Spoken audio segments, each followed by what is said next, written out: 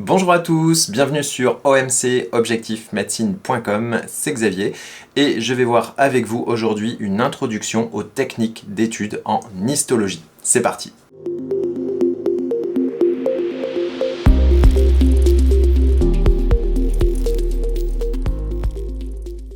Alors avant toute chose, il faut savoir qu'est-ce qu'on étudie en histologie. Eh bien, on s'intéresse principalement dans les laboratoires d'anatomopathologie, mais aussi de biologie médicale, à l'être humain, bien sûr. L'être humain est composé d'appareils ou aussi de systèmes. Alors il y a une petite différence entre les deux. Les appareils comme les systèmes font plusieurs centimètres à plusieurs dizaines de centimètres, voire même des mètres. Eh bien, on peut prendre l'exemple de l'appareil cardiovasculaire, de l'appareil reproducteur, de l'appareil urinaire, l'appareil respiratoire, l'appareil digestif, l'appareil tégumentaire. Voilà, c'est un ensemble d'organes qui participent à plusieurs fonctions. Voilà, ils travaillent de concert. On a aussi les systèmes. Alors, quelle est la différence entre appareil et système? Eh bien, quand on parle de système, on est au niveau systémique, c'est-à-dire qu'on n'est pas au niveau local. Au niveau systémique, c'est le niveau de l'organisme dans son ensemble, en entier. On a par exemple le système nerveux. Le système nerveux est présent partout dans l'organisme. Le système endocrinien aussi, ou bien le système immunitaire. Voilà, c'est la principale différence entre les appareils et les systèmes.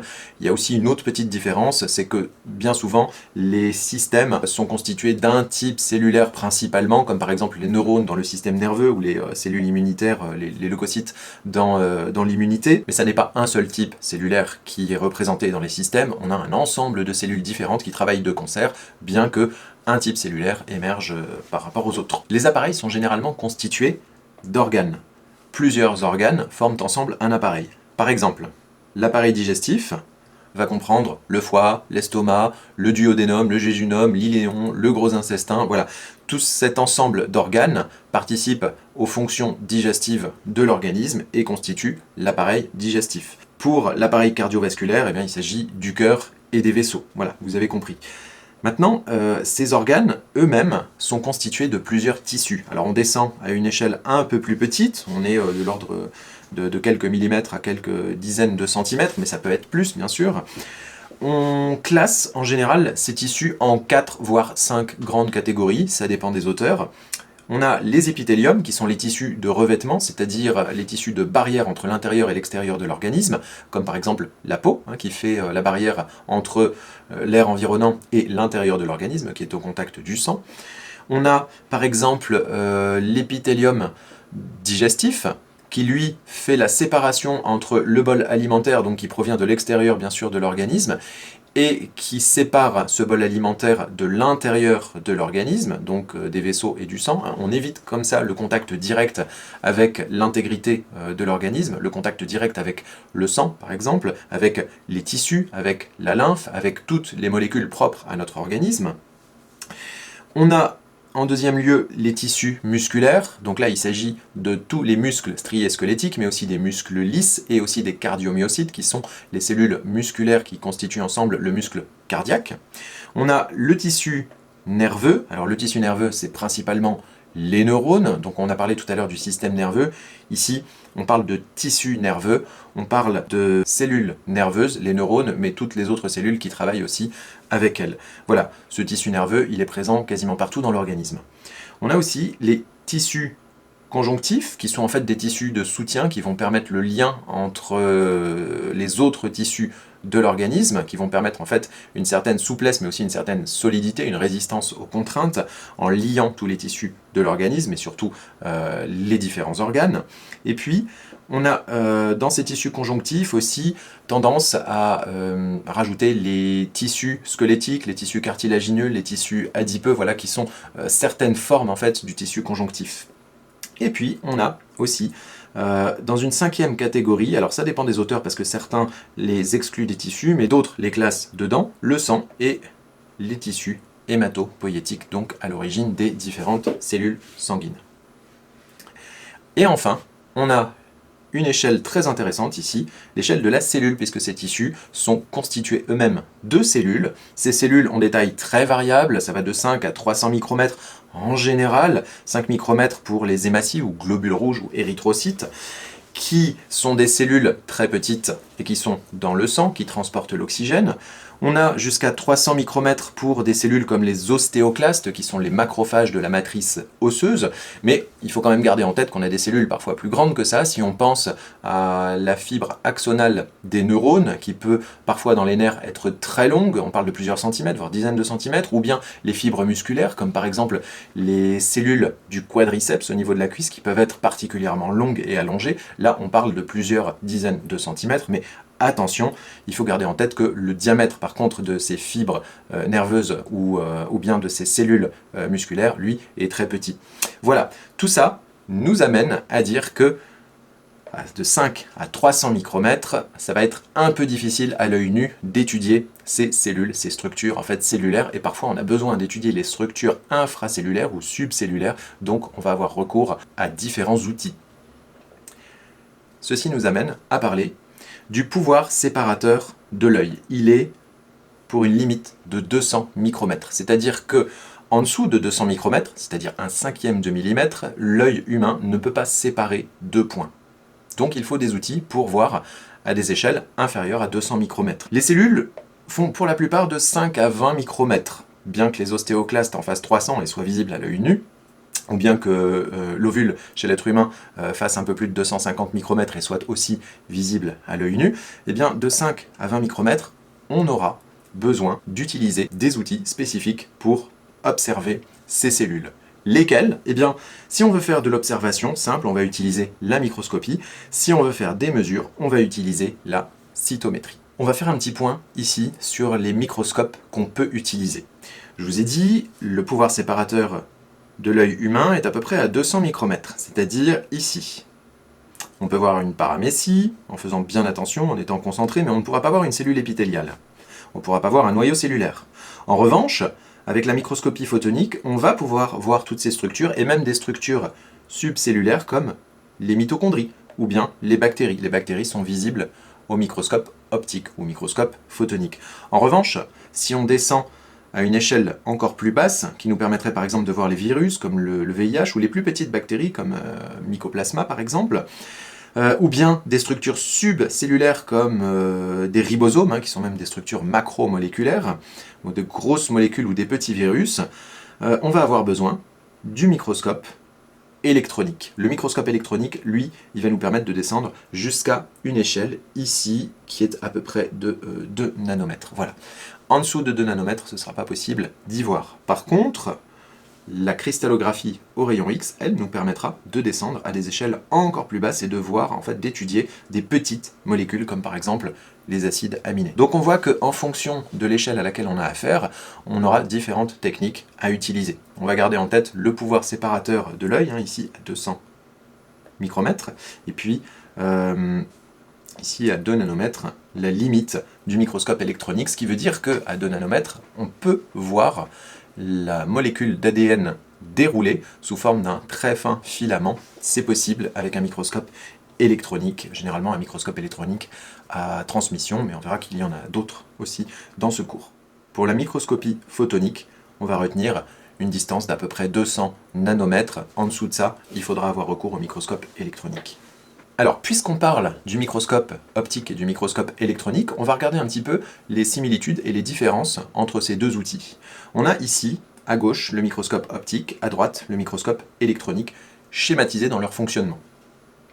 La principale différence, ce sera l'utilisation de photons dans la microscopie optique, donc encore dite microscopie photonique, et d'électrons dans la microscopie électronique. On a besoin d'un faisceau. On aura donc ici un condensateur qui va permettre ici de faire converger la lumière et donc les photons vers l'échantillon qui nous intéresse, alors qu'une lentille électromagnétique va permettre d'orienter le faisceau d'électrons vers l'échantillon qu'on étudie. On aura ensuite un objectif qui va nous permettre de grossir l'image grâce à une lentille de verre en microscopie optique et grâce à une lentille électromagnétique en microscopie électronique. On obtient alors une première image qui va encore être amplifiée par l'oculaire. L'oculaire, c'est une lentille de verre en microscopie optique, c'est encore une lentille électromagnétique en microscopie électronique. À partir de là, on a une image qui a été grossie 2 fois. Dans la microscopie optique, l'œil peut percevoir cette image en étant au contact à proximité ici de l'oculaire. En revanche, dans la microscopie électronique, on va encore utiliser une lentille de projection et un écran fluorescent pour récupérer l'image. Et là, l'image va être visible en négatif par l'œil humain. Je dis en négatif parce que toutes les structures subcellulaires qui auront freiné les électrons, en fait, qui auront bloqué des électrons, apparaîtront en noir sur l'image étudiée. Donc on a une image en noir et blanc en microscopie électronique, alors qu'en microscopie optique, photonique, on obtiendra une image éventuellement avec plusieurs couleurs, et on pourra amplifier nous-mêmes d'ailleurs ces couleurs avec des techniques de coloration. On verra ça plus loin dans le cours. Comment amplifier ces techniques d'observation au microscope? Eh bien, pour ça, on va utiliser différents moyens pour caractériser et localiser, par exemple, des constituants biochimiques dans la cellule. Alors quand je parle de constituants biochimiques, je parle de grandes familles de molécules, comme par exemple les glucides, ou les lipides, ou les protides, ou bien encore les acides nucléiques. C'est ici le travail de l'histochimie. On va, grâce à des techniques bien particulières, révéler la présence de ces grandes familles de molécules du vivant. On peut aussi avoir recours à des techniques d'histoenzymologie. Alors l'objectif ici, ce sera de révéler des activités enzymatiques au sein de la cellule en donnant à ces cellules des produits particuliers que les enzymes vont cliver, et en clivant ces substrats, on obtiendra par exemple une coloration qui révélera l'activité enzymatique. Ça, c'est du domaine de l'histoenzymologie. Donc on a déjà une première approche ici, plus pointue, plus poussée que la simple observation au microscope, puisqu'on agit sur les échantillons avec des réactifs. On peut aussi avoir besoin, dans certains cas, de cibler des protéines bien spécifiques, bien particulières à l'intérieur de la cellule. Comment est-ce qu'on s'y prend? On a plusieurs techniques. Par exemple, si je veux révéler la présence de certaines protéines, je peux utiliser la technique d'immunohistologie, encore dite immunohistochimie ou IHC, qui, en utilisant des anticorps dirigés spécifiquement contre certaines protéines, contre certains antigènes, certains épitopes de cette protéine, eh bien, je vais révéler la présence de ces protéines si j'ai au préalable marqué mon anticorps, par exemple avec une sonde fluorescente ou autre chose. Et dans ce cas, je peux cibler des protéines d'intérêt dans la cellule, voir où elles se trouvent, si j'ai utilisé une sonde fluorescente avec un microscope, par exemple, à fluorescence. C'est une possibilité. Je peux aussi cibler des ADN ou des ARN avec la technique d'hybridation in situ, encore dite HIS. Alors pour ça, je vais utiliser une sonde nucléique. Là encore, la sonde, je vais la marquer d'une certaine façon, avec un anticorps couplé avec un fluorochrome par exemple, ou directement avec un fluorochrome, ou bien couplé à une enzyme qui agira sur un substrat qui permettra, après clivage, de révéler sa présence. Ces sondes nucléiques, on va bien garder en tête qu'elles sont spécifiques d'une séquence bien particulière, et c'est la séquence que je cible. Si par exemple je veux localiser la présence d'un gène sur un chromosome, eh bien je vais utiliser une sonde nucléique avec une séquence spécifique de ce gène, et je vais pouvoir ensuite, à un moment du cycle cellulaire, par exemple la métaphase, révéler la présence de ce gène sur un chromosome bien précis. Comme ça, je sais s'il s'agit du chromosome 7 ou du chromosome 8 ou du chromosome 6, par exemple. Voilà. Et là, j'ai pas seulement une observation au microscope de la cellule, mais j'ai carrément la localisation d'une séquence nucléotidique spécifique à l'intérieur de la cellule. C'est très très puissant et avantageux comme système. Je peux aussi cibler des macromolécules avec la technique d'autoradiographie. Alors comment je vais procéder? Eh bien, je vais incorporer des acides aminés radioactifs, par exemple, à l'intérieur d'une protéine, et la radioactivité émise par cette protéine, je peux la révéler grâce à des techniques bien spécifiques, et l'isotope radioactif, ici, va me dire exactement où se situe cette protéine ou cette macromolécule dans la cellule. Donc là encore, c'est une technique très puissante.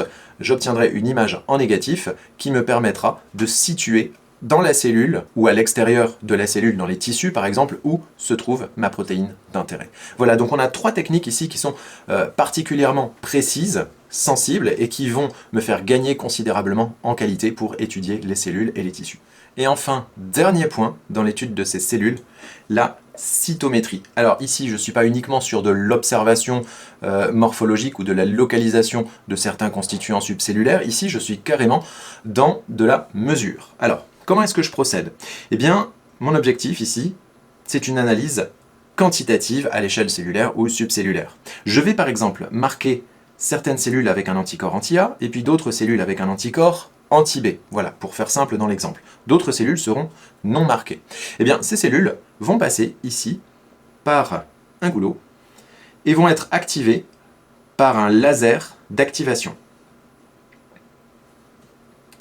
Le laser d'activation ici va réagir avec différents fluorochromes. Si par exemple mes anticorps ont été marqués avec différents fluorochromes, eh bien je vais révéler la présence de différentes cellules ici dans ce goulot. Et chose intéressante, un détecteur et un photomultiplicateur, ici de l'autre côté, vont capter les signaux et les traduire ici numériquement de façon à étudier quelles cellules et en quelle quantité sont passées ici par ce tube. Voilà. Ce détecteur et ce photomultiplicateur vont me permettre aussi d'étudier la taille des cellules et la granulométrie des cellules grâce à des techniques un peu élaborées qu'on étudie ici et qu'on va coupler à des appareils numériques. On peut alors dénombrer les différents types cellulaires, mais on peut même aller encore plus loin avec les cytomètres les plus performants, les plus sophistiqués, les plus développés. On peut carrément faire du tri grâce à des déflecteurs qui vont me permettre ici d'orienter par exemple les cellules en bleu ici à gauche et les cellules marquées ici en rouge à droite. C'est les cellules que j'avais marquées avec mes fameux anticorps au début. Donc par des techniques, ici, on est capable d'effectuer du tri. Et donc, on sépare les trois populations cellulaires, ici. Les cellules, par exemple, A+, B-, qui sont en bleu. Les cellules A-, B+, qui sont en rouge, ici à droite. Et puis les cellules A-, B-, qui sont ici au centre. Donc, non seulement j'ai analysé, compter grâce à mon cytomètre, mais en plus j'ai réussi à trier ces différentes cellules en suspension. Et là c'est intéressant parce que je vais pouvoir mener des études sur ces différentes cellules. Il me reste plus qu'à faire des centrifugations éventuellement pour séparer des constituants et puis ensuite toute une batterie de tests pour étudier plus en profondeur ces cellules. Alors c'est très utilisé pour les analyses sanguines, mais pas seulement. Ça peut être appliqué à plein d'autres domaines de l'anatomopathologie, de l'histologie en général, de la biologie médicale. Donc ici, je suis sur une approche pas uniquement qualitative, mais aussi quantitative. C'est terminé pour cette introduction aux techniques d'études en histologie. N'hésitez pas à laisser vos commentaires ou vos questions si vous en avez. N'oubliez pas aussi de cliquer sur le petit pouce bleu. Pour nous, c'est très important pour notre travail. Ça nous encourage aussi et ça nous permet d'avancer et d'aller plus loin. En attendant, je vous souhaite bon courage pour toutes ces révisions et à très bientôt.